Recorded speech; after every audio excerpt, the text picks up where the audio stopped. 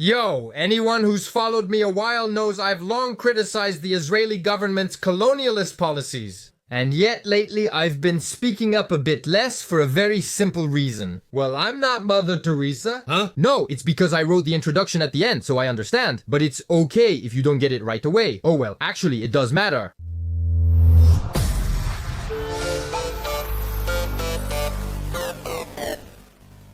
I know I'm really radical. We are here with Camelia Jordana, singer and actress, known by some only for her sometimes radical stances. Which means she doesn't get any breaks from a large part of public opinion, and so she is generally criticized as well. For everything she does. It's that everything she does is basically crap. I disagree. But it's a shame that many artists today feel they must share ready-made opinions with their audience, acting like they know everything. Artist, that's a bit of a stretch, isn't it? They're out of touch, unchallenged, and have a big ego. It's hard to be the showbiz person when it comes to locking their mind into the narrowest of corridors. I can't see to the sides, I just go straight ahead. I can't see to the sides, I just go straight ahead. I can't see to the sides, I just go straight ahead. It's a shame this is now the norm. To group all of a person's work. To judge it only through a few of their stances, even the work of hundreds of people on a film, boom, in the trash, because she said something was bad, something I liked. I boycott crappy propaganda films. If you boycott them and don't watch, how can you judge them? Well, since everything she touches fails, right? You don't need to check the toilet to know to flush it.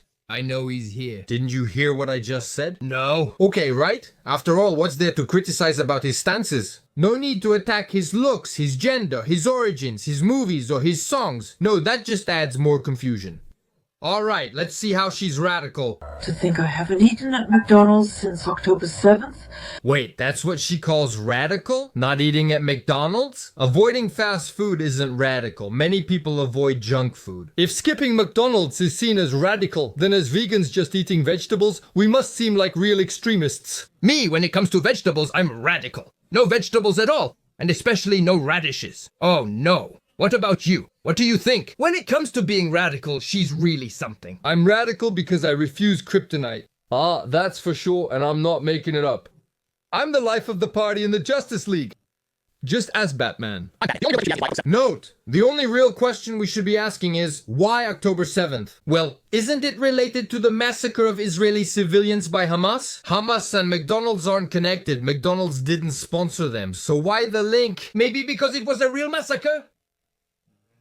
It makes you sick of meat, Is it too soon? Well, so it's never the right time, huh? I haven't had a soda since October 7th.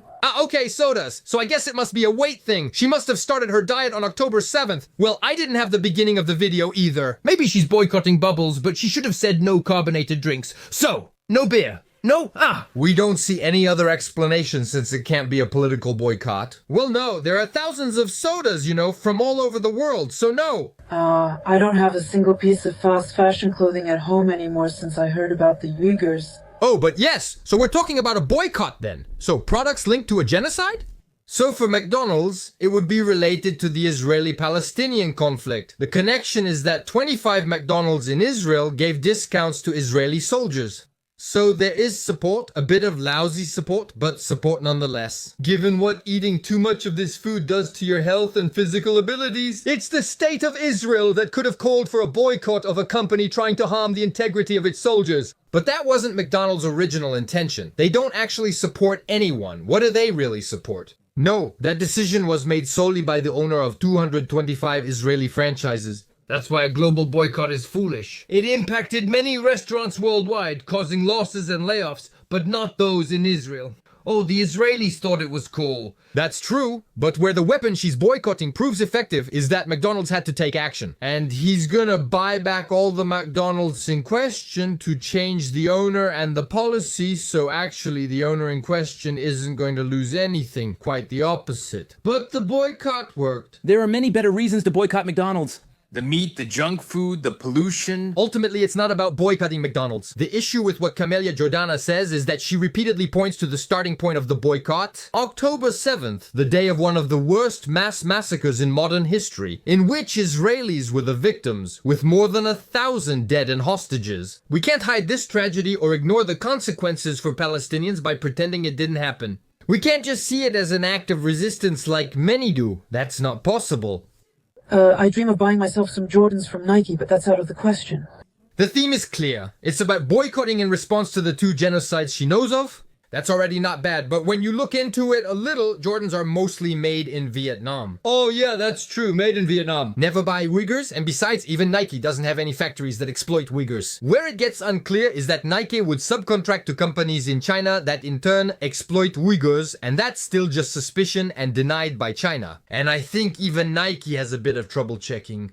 We saw it with COVID. China isn't very transparent. Hey, show me your ugly face. And even if you do like Camellia Jordana, no, you have to call her Camellia Air Jordana, meaning you boycott as soon as there's the slightest connection. Well, you should boycott everything that comes from China or anything that outsources even a small part to China. That means pretty much everything now since yesterday. The Chinese, they're exposing all the brands that are made in their country, and well, that's all the brands and all the French luxury goods. Oh well, those upper class ladies, they're furious. And even what Camellia Air Jordana is wearing, it's made in China. Because all Chinese companies support the Chinese state, and it's the Chinese state that's responsible for the exploitation of the Uyghurs and is trying to cover it up.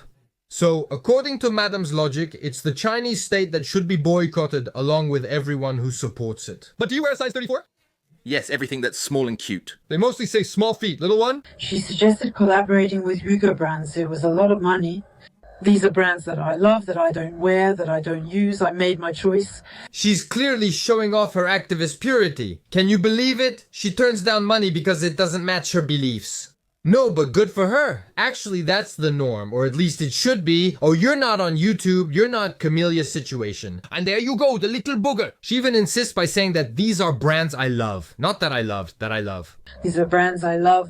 She's stuck in a dilemma she'd like to consume, but she can't do it. And it's not out of conviction, no, it's because she displays her militant purity convictions, and so she can't break them. He's really nice, but after learning he's a pedophile, I refuse his invitations. It's stupid because I love him. If it were out of conviction, she would love those brands more. Her disgust would have rejected them otherwise. Oh, but I love that brand that makes handbags out of children's skin. But well, since I was told that children's skin was taken from children, I don't buy them anymore. No, it's hard because I love them. I'm strict about these things for a good reason. Because let me tell you, I'm not Mother Teresa either. Oh yes I am, or maybe even higher since Mother Teresa had some dark sides. But here, boycotting sodas, junk food, and low quality clothes, we're getting close to perfection. I'm sure you felt that, oh. She saw herself becoming a goddess in front of her audience of poor mortals. She showed humility to keep living like an apostle among a group of poor guys. For the simple reason that let me tell you, I'm not Mother Teresa either. Unfortunately, we won't know the simple reason for her radicalism. But, we can't be flawless. She still gives herself an excuse? It's because we can't be flawless that she isn't? Otherwise, she would even be a candidate for beatification, canonization, and even mummification for deification. Whereas she should have focused on education to avoid disqualification. She only acts superficially on things that don't really affect her, even though she tries to prove us otherwise. She still posts daily on Facebook and Instagram, while they censored speeches defending Palestine and even Palestinian media, to lessen the media impact of the genocide. So for a strong supporter of Palestine, well, they might be worth boycotting. Again, the link between Coca-Cola and the Israeli-Palestinian conflict, I don't know. Coca-Cola has businesses all over the world, so yes, there are some in Israel. It's the biggest contributor to plastic pollution in the world. Coca-Cola, that's a good reason. But you know what? Coca-Cola was one of the first multinationals to set up in Gaza, with Gazan employees and a Palestinian boss. And who was drinking the Coke? The people of Gaza. Maybe we should call it Coca Amelia Air Jordana. Now. To give you an idea about Coke, there was a time in my life when I had at least one a day. I get the connection. Okay, she's trying to explain to us how she got to that train of thought. Well, yes, because excessive sugar consumption can have negative effects on intellectual abilities. They tested the experiment on mice, and too much sugar harmed their cognitive abilities, especially memory and faculties. And here, we can clearly see that Camellia can no longer get out of the maze. Luckily, I made it out. She's a true heroine. Award her the Legion of Honor. Let this textbook case of willpower be shown in rehab centers. Some people will say it's trivial, but it's not. She got out of a coke habit. Shit! November 13th. I remember it clearly. Sitting on a terrace near the Bataclan when suddenly the waiter brings a Coke. Ah, I said no, but luckily I made it out. But Coke, that's really my thing. I haven't had a Coke since October 7th.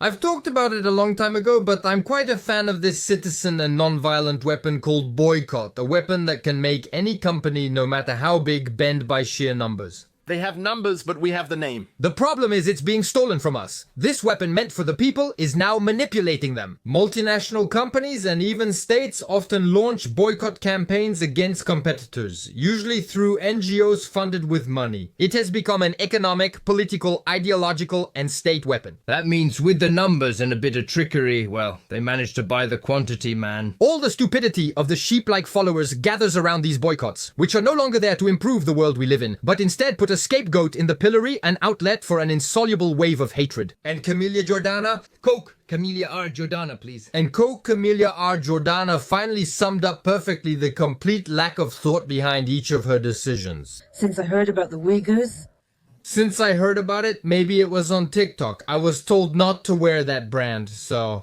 I say let's go, right? All the brands she wears, her jewelry and makeup are tied to China and thus linked to Uyghur exploitation. Things are moving fast. We'll soon need to make a decision about consumption, and I think people will change their minds quickly. We've never seen this before except in the Socialist Party. Arab world leaders seem largely indifferent to the Israeli-Palestinian conflict. Palestinians, yeah, otherwise they'd try to take them in, wouldn't they? They want to destroy Israel and reclaim the land, leading to the Palestinian genocide. Now that's the best excuse, so they have to keep going. Among other things, they use the boycott to stir up hatred, to unite people, and above all, to erase the line between Israel's colonialist policy and its people, between Zionism and anti-Semitism. They even go so far as to lump all the Jews in the world and those around them together, and you'll never guess who paid the price for that a few years ago. I filmed with a girl, and just for that they called her a Zionist.